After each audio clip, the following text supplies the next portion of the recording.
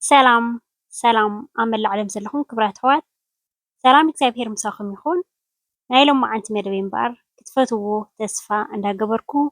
ቅድሚ ናኦም ባለይ ግን እቶም ሓደሽ ኣለኹም ላይክ ሳብስክራይብ ኮም እንዳገበርኩም ንዚ መዓልታዊ ሒዜ ዝመፅእ ቪድዮታት ተኻፈልቲ ክትኮኑ ብክብሪ ዕድመኩም እቶም ምሳይ ፀናሖም ከዓ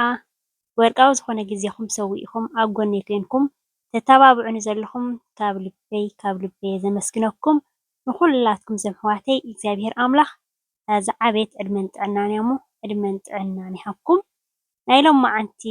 ይዘልኩም መፅየ ዘለኹ እምበኣር ኣብ ምእተዊ ከም ዝረኣኹሞ ህያብ ንዛ ነብሰይ ማለት እዩ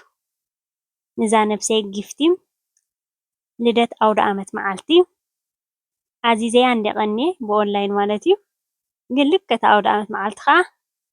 መፅያ ማለት እዩ ክቡራት ኣሕዋተይ ኩሉ ግዜ እቲ ንዓና ደስ ዝብለና ነገር ካብ በዓል ቤትና ድዩ ካብ ደቅና ድዩ ካብ ዝተፈላለየ ካብ ኣሕዋትና መሓዝትና ድዩ ክንፅበዮ ኣይንደሊ ማለት እዩ ይንኣስ ይዕበ ብዘየገድስ እቲ ንዓና ደስ ዝብለና በቃ ደስ ኢሉና ጥራይ ዘይኮነ ከዓ ክንጥቀመሉ ንኽእል ክነገልግለሉ ንኽእል ማለት እዩ ከምዚኣ ጌርካ ጊፍቲ ህያብ ማለት እዩ ንዛ ነፍስና ምክንያቱ ክቡራት ኣሕዋተይ ኩሉ ግዜ ኣደ እንተቐሲና ኣደ እንተተሓጊሳ ኩሉ ነገር ማለት እዩ ብጣዕሚ ብርሃን ገዛ ስለ ዝኾነት ኣደ ብዝተኸኣለ መጠን ካብ ዝነኣሰ ሳብ ዝዓበየ ንዓና ክሕጎሰልና ክጠቕመና ዝኽእል ባዕልና እውን ክንገዝእ ንኽእል ኢና ማለት እዩ እዛ ንብረት እዚኣ ክቡራት ኣሕዋተይ ሓደ ሓደ ግዜ ከምዚ እንታይ ዝበሃል እዩ ከምዚ ገለ ነገር ዝሕዘካ ምሻሎ እንዳደለኻዮ ከለኻሲ ዝም ትብል ማለት እዩ ከምዚ ግዜ ትወስድ ኣነ ብእውነት ብውሕድሲ እንታይ እሞ ድዒ ዳርጋ 3 ዓመት 2 ዓመት ብውሕድ ይኸውን ክገዛእ ይብል ኣብኡ ከለኹ ሸተት ክገዛእ ይብል በቃ ከምዚ ብጣዕሚ እየ ከዓ ተድልየኒ ብጣዕሚ እየ ዝፈቱ ማለት እዩ ግን እንድዕታ ይወድድኒ ግን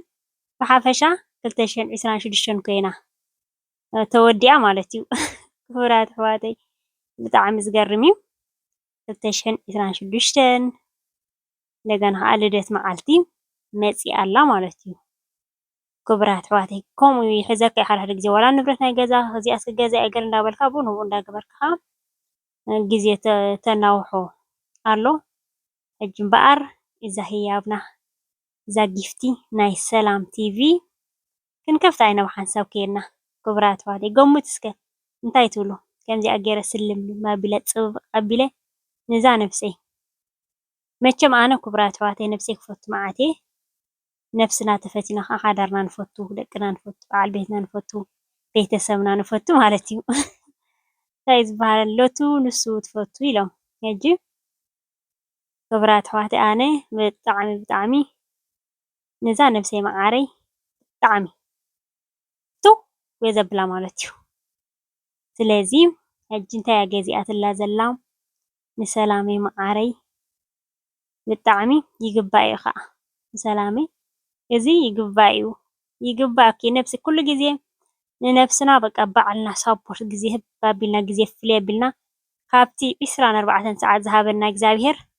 ካብኡ ውስድ ኣቢልና እቲ ዝዓበየ ምስጋና ንእግዚኣብሔር እንድዩ ምክንያቱ ዋላ ሓደ ዝፈጠረና እግዚኣብሔር እዩ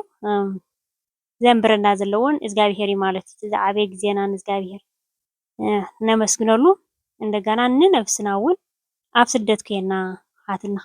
ኣጆ ክትብል የብልካን ኣሞኻ እንዳሓማኻ ስድራ ናትካ ፋሚሊ ኩሉ ስለ ዘይብልካ ባዕልካ ግዜ ፍልይ ኣቢልካ ካብ ንእሽተይካ ክሳብ ዚ ሕጂ በፂሕካዮ ዘለካ ዕድመ ዘበርካትካዮ እንዳሓሰብካ በቃ ንስኺ እኮ ንዓኺ ዘርክብ ዝበሃል ነገር የለን ባዕልና ሳቦር ንዛ ነብስናስ በቃ ዳይመንድ ክንገብራ ኣለና ክቡራት ኣሕዋተይ ኣነ ይፈልየላ እየ ግዜ እዛ ነብሰይ ክቡራት ኣሕዋተይ ብጣዕሚ እየ ዝፈልየላ ስለዚ ንስኽን ከዓ ዘን ኣሕዋተይ ኣብ ስደት ኮይንክን ፀላኢኽን ይጨነቕ ፀላኢኽን ይሕሰብ ኩላትኩም ዋላ ኣወዳት ኣሕዋተይ ብሩኻት ኩላትኩም ብዝተኸኣለ መጠን ንነብስና ባዕልና ሎሚ ካብ ሰብ ክንፅበ የብልናን ሓትያት ዘረባ ካብ ነብሰይ ጀሚርካ ኣብዚ ሕጂ በፂሕናያ ዘለና ንሰባት ዳርጋ ካብ ሳፖርት ንገብር ሲል ንጎድኣሉ ስለ ዝበዝሕ ነዛ ነብስና ባዕልና ህያባታ ግዝእዝ እንዳበልና ባዕልና ሳፖርት ክንገብራ ክንክእል ኣለና። ንነብስኻ ደኣ እሞ ፈታዊት ነብሳ ኮይና እያ ሰላም እምበር ከምዚ ጌርካ ዶ ትተዓሻሸግ ደኣ በቃ ከመይ ደስ ኢልዋ ኣላ እሽግ ኣቢላ ከምዚ ጌራ ሰላመይ ማዓረይ ይግባኣኪ እዚ ኣይኮነን ንዓኽስ ካልእ እኳ ይግባእ ከምዛ ካልእ ሰብ ዝህበኒ ዘሎ እንዳገበርኩ ማለት እዩ። ከምዚኣ ገይረ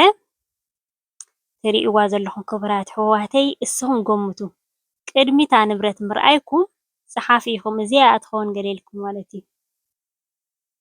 ስለዚ ከምዚ ትሪእዎ ዘለኹም ክፍትፍት ኣቢለ ኣለኹ ክጥቀመላ እየ ከዓ ብጣዕሚ ክጥቀመላ እየ ምክንያቱ ይፈትዋ እየ ኣይፈልጥን እየ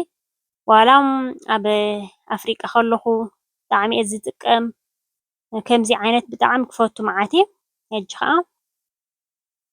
ክጥቀመላ እየ ከመይ ገይረ ክጥቀም ከዓ ቪድዮ ክሰርሓልኩም እየ ሕጂ ከም ትሪእዎ ዘለኹም ገይረ ኩሉ ግዜ ከዓ ንብረት ብፍላይ ብኦንላይን ዝገዛእናዮ ዝኾነ ዓይነት ዋላ ብኣካል ዝገዛእናዮ ቀስ ኣቢልና ክፍት ነብሎ ወይ ተበላሽዩ እንተኮይኑ ወይ ከዓኒ ዘይፈተናዮ ምክንያቱ ሓደ ሓደ ግዜ ብኢንተርኔት ትሪኦ ብኣካል ምስ መፅእ ሕማቅ ክኸውን ዘይንፈትዎ ንኸውን ኣብኡ ከላሽዑ ዕሽግ ኣቢልና ከዓ ክንመልሶ ስለንኽእል ተቀዳዲድና ፍንጥሕጥሕ ክነብሎ የብልናን ቀስ ኣቢልና ማለት እዩ። ቀዳመይቲ እምበኣር እዚኣ ከሪአኩም እስከ እዚኣ ምስ ረኣኹን እተን ደቂ ኣንስትዮ ኣሕዋተይ እኳ ክትፈልጣ ኢኽን እንታይ ምዃና ኮፍ መበሊ እዚኣ ኣብዚኣ ኢኻ ኮፍ ትብል ኣብዚኣ ኮፍ ኢልካ ብድሕሪኡ ከዓ እታ ቀንዲ እታ ዓባይ ከዓ ተሪአኩም እየ ማለት እዩ። ኣብዚኣ ኮፍ ኢልና መቸም ክቡራት ኣሕዋተይ ኣነ ባህላዊ ነገራት ብጣዕሚ ክፈቱ መዓት እየ ብጣዕሚ ማለት እዩ። እዚ ናቱ ምንፃፍ እዩ ድሓን ሕጂ እንታይ ምዃና ከም ዝኾነት ከዓ ክትሪእዋ እንዲኹም ሕጂ ኣኺለያ ኩላ ብቁርሲ ጀሚራ እዚኣ ከዓ ብዓባያታ ንብረት እታ ቀንዲ ማለት እዩ። ሕጂ ኣብዚ ክቡራት ኣሕዋተይ ባዕለይ እንድየ መሪፀያ እስቲም እያ ከዓ ከምዚ ትሪእዋ ዘለኹም ማለት እዩ። እስቲም ናይ ሙሉእ ነብስና እተን ትዕዘባኒ እኳ ትካተተላኒ ትፈልጦ ኢኽን ማለት እዩ። ናይ ፀጉረይ እስቲም ኣለኒ ናይ ገፀይ እስቲም ኣለኒ ሕጂ ከዓ እንታይ ተሪፋ ኔራ ናይ ሙሉእ እስቲም ማለት እዩ። ሓጢያት ዘረባ ማለት ክትጥቀመሉ እንዳበልካ ከለኻ ብጣዕሚ እንዳ ሕጂ ክትገዝኦ ተኣርሽሚኡ ግን ገለ ሒዙኒ በቃ ብጣዕሚ እንዳፈተኽዎ ከለኹ ነዊሕ ገይረ ብጣዕሚ ሕጂ ናሃተይ ዓባይ እያ ብኣካል እንዳበልኩላ ከለኹ ከዓ ከሪአክን እየ። ሕጂ ከዓ ኣብኡ ከለኹ ከዓ ክቡራት ኣሕዋተይ ኣብዚ ናይ ሓድሽ ዓመት ናይ ወርሒ ሓደ ናይ ወርሒ 12 ብጣዕሚ ፍርቂ ዋጋ እዩ ዝጎድል ማለት እዩ። ሕጂ ብጣዕሚ ጎዲሉ ፅቡቅ ዋጋ እየ ገዚአዮ ካብ ዝናኣሰ ክሳብ ዝዓበየ ቀዳማይ ሕጂ ዝሓለፈ ዝገዛእኽዎ ዝነበረ ፍሪጅ ዓብይ ፍሪጅ ማለት እዩ ፍርቂ ዋጋ ገዚእናያ ዝነበርና ማለት እዩ። እዚኣ ከዓኒ ከምኡ ጎዲላ ሕጂ ናሃተይ ዓባይ እያ እተን ቦታ ገዛ ፅብብ ዝብል ቦታ ዘይብልክ እንተኮይንክን ካብዛ ናሃተይ ትንእስ ከዓ ክተብላ ትኽእል ኢኽን ማለት እዩ። ምክንያቱ ናሃተይ ዕብይ ዝበለት እያ ቁመታ ከምዚ ረኣኹማ ምስ ተዘርግሐት ከዓ ንእሽተይ ገዛ እያ ትመስል ኣብኣ ኢኻ እትው ትብል ኣብዚ ከዓ ማይ ኣብዚ ኢኻ ትመልኦ ሽዑ ኣብቲ ኤሌክትሪክ ትእትዎ ኣብዛ ኩርስኻ ጌርካ ቦታኻ ፍልይ የቢልካ ለኻይካ ድሓ ገለመለ ነብስኻ ሙሉእ ሽብጥ ጥጥጥጥ ኢልካ ሽዑ እስቲምካ ካብ ሕጂ ንድሓር መቸም እዛ እስቲመይ መፂኣ ኣላ ክቡራት ኣሕዋተይ ማሕ ምግና እንዳበዚሑ እምበረይ ምግና እንዳበዚሑ እምበር ብባህላዊ ጌርና ኣነ ብእውነት ብጣዕሚ ካብቲ ዝፈትዎ ባህላዊ ጡሽ እስቲም ብጣዕሚ ነግረኩም ኣይክእልን እየ ካብቲ ዝፈትዎ ነገራት እዩ ማለት እዩ። ስለዚ ክቡራት ኣሕዋተይ ናይ ሎማዓንቲ መደበይ ነዚ ይመስል ፈቲኹሞ ክትኮኑ ከዓ ተስፋ እንዳገበርኩ ጀሚረ ክሳብ ዝውድእ ዝተኸታተልኩምኒ ካብ ልበይ ዘመስግነኩም ብካልእ ትሕዝቶ ክሳብ ዝምለስ